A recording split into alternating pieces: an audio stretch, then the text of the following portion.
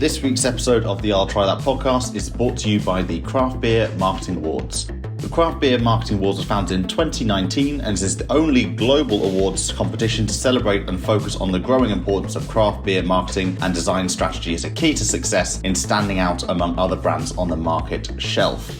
Co-founded by Jim McCunn and Jackie de Bella, the CBMS is the only global scale marketing competition to put a spotlight on the growing critical aspect of creative marketing as key to breweries' business success. Boasting a judging panel of over 500 beverage and beer industry professionals worldwide in over 24 countries, making the CBMAS the largest awards program of its kind in the world, with well-known judges including Ralph Steadman, David Carson, Tara Nurin, Zane Lumphry, and John Cotino. Entries are divided up into 5 regions across the globe: the Americas, United Kingdom, Europe, APAC, and MENA. Many design companies and agencies are taking notice and submitting their work. The deadline has been increased to the 14th of March 2022, so do get involved if you're in this industry and you want to show the importance of your creative work to your client's business. And if you're a brewery, come and show off the fantastic marketing and creative work that you've been doing to get your beer out there to the public. The upcoming award celebration will take place the week of 2022 Craft Brewers Conference in May in Minneapolis, Minnesota, USA. For more information, go to craftbeermarketingawards.com. Hello everyone, welcome to another episode of the I'll Try That podcast. This week we have dubbed this the Christmas Clearout episode. and yeah, it does exactly as it says on the tin. I had some beers left over from Christmas. We were meeting up in person. I thought, oh great, a good opportunity to get rid of these beers. We've squeezed every drop of Christmas beer out, haven't we? This will be our 3rd Christmas episode, in effect. Yeah, it's true. And it's in February. Yeah. And when it comes out, it might even be March. How long have these beers been sitting there for? They probably arrived to me in December.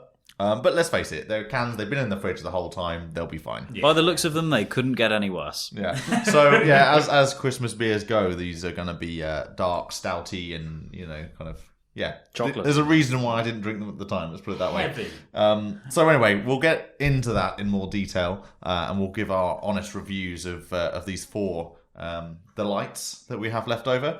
But Matthew, we'll go to Hello, you for the Joe. hot topic. I would love to do a hot topic for you.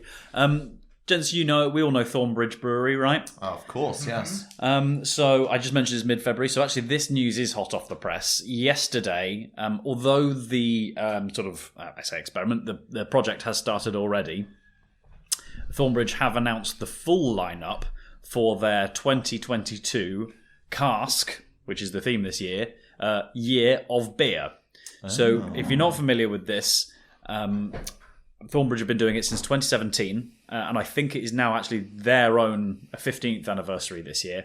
It's basically they're going to bring out, this year it will all be cask beers, but a new draft beer for every month of the year to let beer enthusiasts, publicans, whoever, know what to expect over the next 12 months. Amazing. Nice. So this is their roadmap of beers they're going to be releasing. Exactly. Okay. So, I mean, there's 12, obviously. There's one that I'm particularly excited about, which I think is an interesting idea. This must be the month 3, I think. So Carlotta is one option they're going out with, which they've combined with a bit of a rising star in Mexico, Cerveceria Macaria, I believe, which is going to be a 7% Mexican stout. So I thought I'd mention that also because we're doing these sort of heavy dark ones. Yeah. Basically, based around. Have you ever eaten mole or mole? Yes. Yeah. Like that kind of chocolate. Yeah, chocolate, ancho chilies. Okay. So we're talking quite serious, probably quite heavy, but flavour. I suppose a little bit spicy then as well. Could be a little bit of a chili hit. Big time. I'm still trying to find that chili beer that actually delivers what you delivers were hoping what for. I'm expecting from a chili beer. So, if I'm honest, I think if you're going to find a good chili beer, it's probably going to be somewhere like Mexico, South American, plus maybe even an Indian beer could be really good because it's the only place in the world I've been to where one of the most popular soft drinks has got chili in it. Buy Pepsi with chili in. That's the most popular drink in India. I still keep trying to find that ghost pepper beer. Oh, because no. I think that would be really funny to try. It would be funny for us to watch you try that one, Yeah. yes. That ghost pepper is like the granddad. Yeah. Yeah, it was 4.5 billion Schofield units Something or whatever like it's that, called. yeah. It was like burning and people cry. Yeah, it just not a pretty sight. I was actually trying that. So Just zero fun. You a masochist, Rich. good luck. Yeah. So what else have they got on the list? Yeah, so these aren't necessarily all going to be new beers. So the ones that have already come out is Hacksaw, which is an East Coast IPA, and there's also Twin Peaks, which is a combination with a collaboration rather with Sierra Nevada. Ooh, that could be quite nice. Exactly. I know there's we've got some firm favourites here, but I mean I could roll through all of these, but there's 12. Have a look at the calendar. Maybe we should find out what each other's birthday month is, and then We could get one. get Get a some of sample. that. I'm a September boy. October through. Bear with me. I'll get the full calendar out then in that case. But actually, it's interesting. So this is a cask series. So these aren't going to be bottled. These aren't going to be canned. These are going to go into cask ways. So you can only get on trade. So we'd have to find The pubs the that will pubs do that have it. them in. Escape, Rich, Pina Colada Pale. Oh, that actually 5%. seems very much like you. 5%. Yeah. There's a fresh hops 4%, gold, which is 3.6, golden mild. That's October. That's all October, is it? Sorry, no, I'm reading. I'm literally reading through. I haven't actually got the month for each of these, but sorry, Pina I'll tell you now. Colada. Right, I've got you. So January is Hacksaw, February is Twin Peaks, March is Pika Pika, and actually bear with me. I'll go back and we'll get rid of this bit because I'm going through them. They're actually Just do our months. just in order. Well, I'm just going in order, but it doesn't have doesn't say. Okay. So Pika Pika in March, 4.8 oatmeal stout. Block. The name doesn't scream stout. I didn't think that. Classic Thornbridge cask beer from the archive. So it's one that I understand they've done in the past. Okay. Then you go into April, Block Island, a 5.7% hazy IPA. Carlotta, the Mexican stout I just told you about. Rattlesnake, we must be up to June there. West Coast IPA. Escape for July now. Sure. Why do I not know the months in order? That's the Pina Colada. Then the gold, which would be the August. golden mild. I think we might be on July We're now. on. No, we've done July. You just said it was July. It was. I'm going to start this bit again. So You can edit this episode. we decided that Pika Pika. Stop laughing. March. Pika Pika, 4.8% oatmeal stout. April, mind you, Block Island, 5.7% hazy IPA. What comes after April? May. Carlotta, Mexican stout. Just as an aside, Can you guess what I'm going to say next? this sounds like you're doing the shipping forecast. Remember when you read out all the different temperatures? No. If you guys carry on like this, I'm going to lose my place again. We'll have to start again. So May was Carlotta. Can we just agree on that? Yes. Yeah. But this isn't even the bit where we've had lots of beers yet, so we need to focus in. That makes Rattlesnake June, which is 6.5% West Coast IPA. I'm only doing all 12 because you asked me to. We didn't. We actually do the birthdays. They're not the way the article's read out. They That's don't fair have them enough. all in. So it's an interesting concept, I think. A really nice idea that it's cask exclusives. When's your birthday again? October. It's called Bugger Off Rich.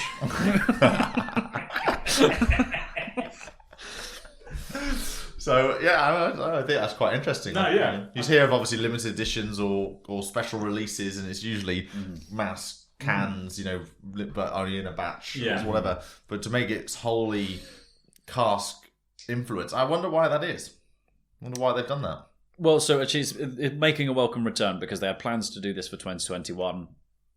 More lockdowns came back because obviously they made the plans for 2020. Obviously, we all didn't quite get to visit the pub as frequently as we would like to have 2020, but they already had the plan in place for 2021. It was scrapped, and then 2022 they brought it back. Just let everyone know what to expect, and I mean there will be something there in each month where there's someone is going to go, oh, I really fancy giving that a try. So they're going to go and give it a go. I told you the wrong fact earlier on. Their 15th anniversary was actually 2020, not this year. Okay, but So it sounds like it's all delayed. The celebrations for that exactly. because of COVID. Yeah. Thank you for listening. It's okay. So we'll go on to our Christmas clear-out section. So I think how we'll do this with the 4 beers we've got arranged in front of us. I think we each grab one, and we tell the others and the listeners what we're seeing and tasting, and then everyone else will have the opportunity to try it. Shall I go first? Yes, please. John, I've got Amundson's Super Santa Choco Shake Stout. Take a look at that can. Wow. I poured it out. Or Drabber's poured it out, rather. Looking at it, it's blacker than the night sky. It's almost like Coca-Cola, slightly less bubbly, of course. But look at the can.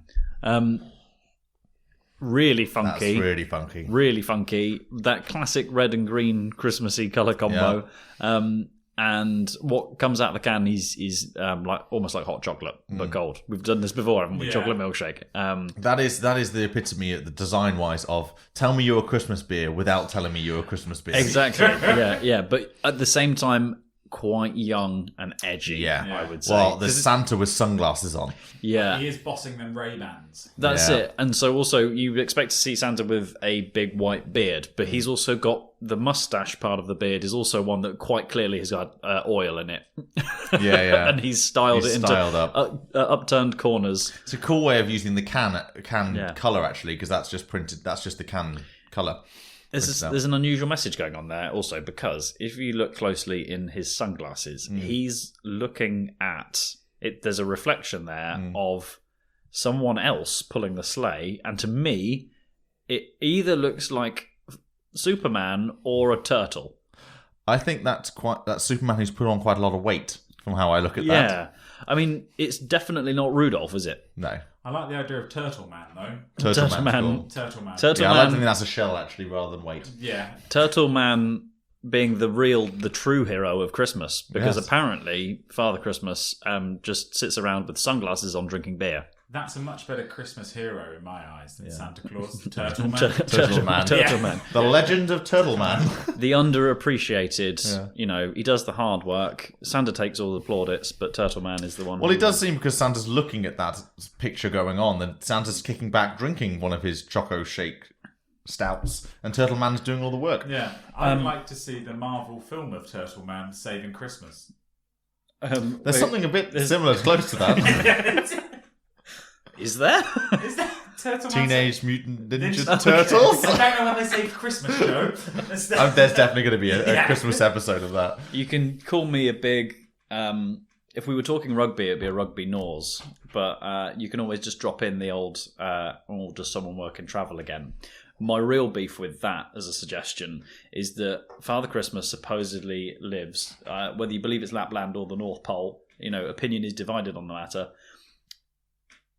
Maybe it's a bit of an assumption on my part, but this is because we can see the sleigh being pulled. It's December, right? If he lives up there, why does he need sunglasses? It will be dark the whole time at that time of year. Maybe he's in California on holiday, Yeah. and he's got his Santa vision. Well, then why is he wearing the hat, Travers? It will be really warm. He doesn't need the I hat. feel we're thinking too much into this. Maybe. Right, tell us about the beer itself. That's about the beer. Very chocolatey. I was somewhat unkind when we first started off this episode. Really not too bad, actually. Quite pleasant, fairly agreeable. Maybe because we're still in February, but quite bold without being over the top. I don't know how strong it is, to be quite honest with you. 4.7 makes sense for a stout, That's but good. it promises chocolate. It delivers chocolate. Well, let me tell you a bit. You've got a 4.7, because I am drinking a 10.4 right now. 10.4. Ooh, Yeah. that the Russian one. This is Conrad Stout. May I It's an try? Imperial Stout. Please be my guest. And it's as I have tasted of Imperial Stouts before. It is like stout, but more. It's incredibly dense. Flippin'. It's quite a cool. I mean, I'm just talking about the liquid here. It's an incredibly dense, and it feels almost thick, like you're drinking some level of like treacle. I would believe you if you told me that's what crude oil tastes like. Yeah, no, it is. It is not for the faint-hearted. If you're, You could put that in my car and it would run. yeah, if you're, I mean, there are those out there who love their Imperial Stouts. I mean, hats off to you, quite literally, because that is an acquired taste. It's not for the faint-hearted. If you're even just kind of dipping your toe in the water of stouts, don't go for an imperial stout because it will probably put you off stouts for life. It's not an easy, smooth drink to consume this imperial stout from Conrad's. It is a quintessential imperial stout, so I'm not to say that Conrad's is a worse imperial stout than others, but it is of the category and of the subcategory, let's say, of stouts. But yeah, that is a hard drink to get through. I quite like the design of this as well. It is, looks very Russian.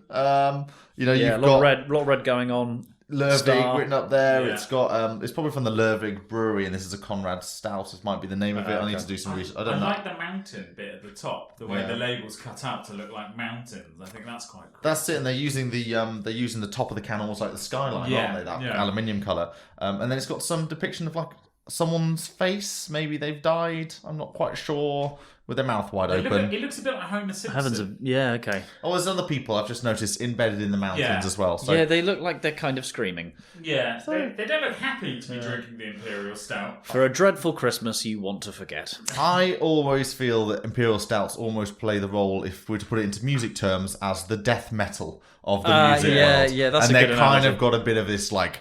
it's very intense. It's hardcore. Like if you're in it, you're in it. That you love that space, but it's not for the faint-hearted. No one's going to convince you otherwise, are they? As well, that's it. No. Okay, so I have the White Hag. Okay, is that the brewery or the White Hag? No, Irish Brewing Company. It just says Yule Christmas Ale.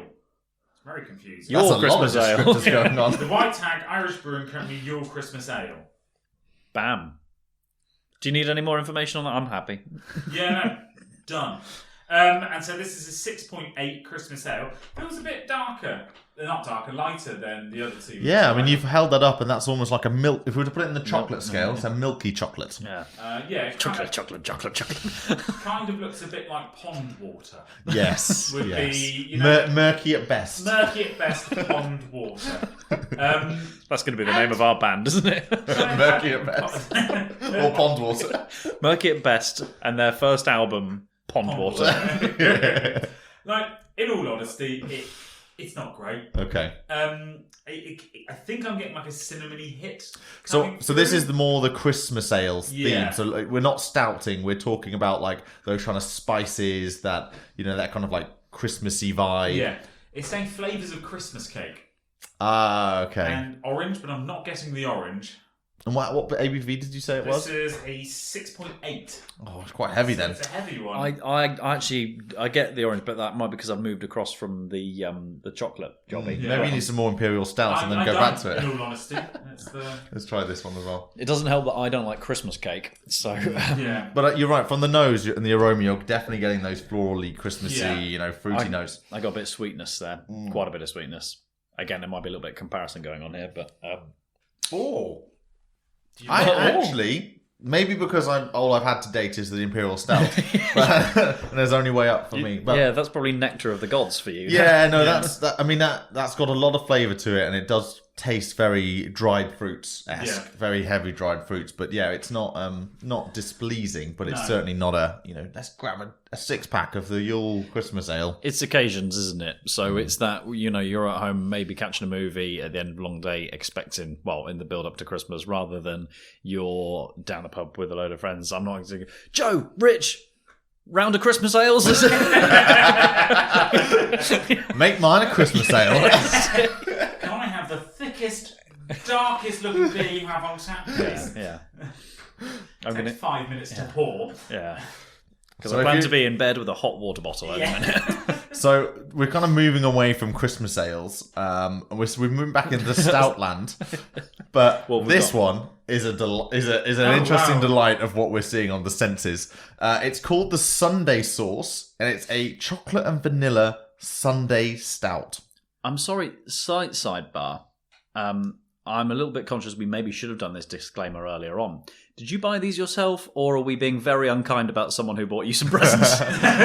No, thankfully, it was... if you're being unkind to anyone, you're being unkind to the buyers at Beer 52 and their their beer calendar. Oh, So this okay. this came as part of my I see. big advent calendar, and some fantastic beers within there. But these 4 got singled out as the ones I was not going to touch. Let's put it that way. So Beer 52 do better. Yeah, with your stout selection. But if you're a stout fan, I'm sure these might hit better on your radar. I haven't. Anyway, I digress because this Sunday sauce, it's very psychedelic on the can.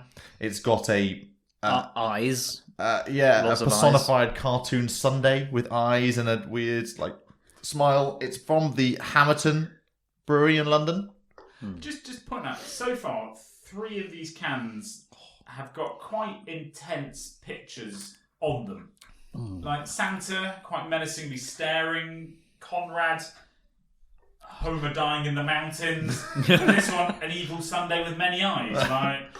There's quite a bit of reddish colours going on also, isn't that? I'm probably, if my ideas are coming from seriously outdated here, but red's a classic one for any food and beverage packaging, isn't it? To make people feel, well, also I was going to say hungrier, but also you have to be quite hungry to have a go at one of these, I think. Yeah, well, it's almost like a meal, aren't they? In a lot of respects. I mean, this Sunday sauce is very sweet, actually, for a stout. Just toffee and almonds. Lots of toffee, lots of almonds. Yeah, I mean, they've got ingredients, cartoon ingredients flying out of this sundae, and I think, hazelnut, getting a lot of nuttiness in there. That's about right, because it just smacks you in the face, doesn't it? I would have that on some ice cream. Yeah, it could be, couldn't it? It could be. You actually could, couldn't you? Yeah, I would drizzle that over some vanilla ice cream, and that would hit the spot. Yeah, it is. It's very, very reminiscent of some sort of real sauce, but that's what you're looking for from a Sunday sauce. Yeah, of course. Well, I mean, Rich is going back for seconds, and that's a good sign, actually. That's where we differ. That's just absolutely not for me at all. Quite like that. I think. Yeah, I mean, do you want to have more? I don't want any more. I think I would go for the Imperial Stout over that. Really? Legit. Really? Yeah, that's just too. Try it afterwards. Not try to wash the mouth out. I think this is also going to make it seem even more like. He's probably down it.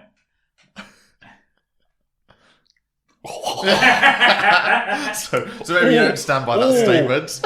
No, I wouldn't. Yeah, I wouldn't normally alternate between the two. If you said you've got to have one of each, Sunday Sunday. I haven't tried this one. Actually. Yeah, sorry, that's the Amundsen. If you Imperial Stout or the Sunday sauce on one hand, it would be a close run thing. Going back to the Soviet beer is wow, powerful. So, okay, guys, right, we have to make a decision. The listeners are all waiting with bated breath for our recommendations on which one we would actually put in. How are we going to rank these then? Well, I just say we say which one we prefer. At each, okay. Each, and see where Okay, we go. Rich, you'll go first then. What's your, out of the, let's go back through these. We've got the Sunday sauce, the chocolate and vanilla Sunday stout. We've got the Choco Shake Stout, the Super Santa. We've got the Yule Christmas Ale. And we've got the Imperial Conrad Stout, the Imperial Stout. What's your thing? So, I wouldn't choose to purchase any of these off my own back. I feel like that disclaimer is a given. Yeah, yes. But if I had to, Sunday sauce would be the one I would like go that one. for, but I'd have a nice bowl of vanilla ice cream next to me. Okay. Barbara, where are you leaning? Oh, I was going to rank all of them. Give us your preference. Give us your preference. Close run thing. I didn't think I was going to say this at the start, but I think I'm actually going for Amundsen's Super Santa Choco Shake Stout. Yeah. Closely followed by the Christmas Ale, because I like ale as a principle, but it's a little bit too much like Christmas cake for me. And then the real battle for me is at the bottom. Okay. The relegation zone. Yeah, exactly. And actually, I'm going to stick by what I say. If you said to me, would you like a Sunday Spectacular or whatever it's called, Sunday sauce, or an Imperial Death Beer, I would go with the Imperial Stout. Interesting. First. Okay. So for me, I'm with you in that I like as number one the least offensive beer is that Super Santa Choco Shake Stout. I'd probably put the Christmas Ale in there as well, but I thought the Sunday sauce had a place. But it's way too sweet for me. I'm almost already having it. Yeah, I'm having like the sugar come down already. And I think the Imperial Stout is perfect for your worst enemy. Do you know what I think what's getting me there is almost like I think I could take an element of pride in drinking a whole Yes, one. it would be an achievement. You should get some level of badge or like When respect. you are crushing that can against your head after you've I drunk feel that. my organs would seize up Yeah. with just the stout running through them. Fab. Yeah. Well, there you go. Well, we've completed the Christmas clear out. Thank you very much for helping me, and I'm not going to apologise To the for sink. subjecting you to these.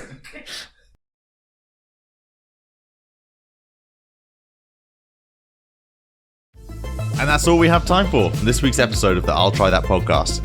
And so from me, Joe, Rich. Barber. And Simo. goodbye. And don't forget to follow us on Instagram, Twitter. I'll try that podcast.com. And watch us on YouTube. Goodbye now.